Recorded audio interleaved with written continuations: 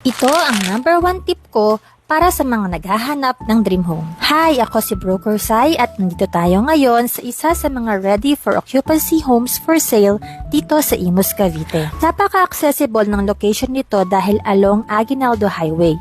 Kaya malapit lang sa mga schools, shopping malls, hospitals at tanks.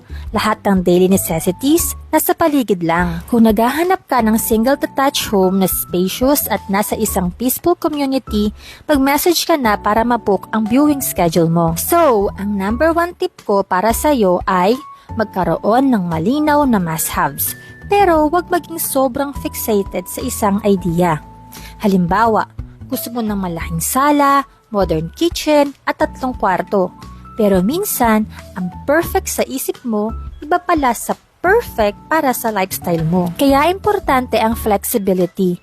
Baka yung bahay na akala mong hindi mo type, yung pala ang swak sa budget, location at needs ng pamilya mo. Ang sekreto? Mag-focus sa essentials. Lugar, laki at potensyal ng bahay.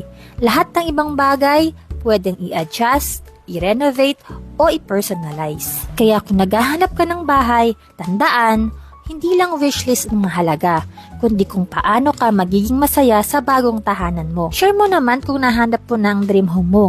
Kung hindi pa, tara, hanapin na natin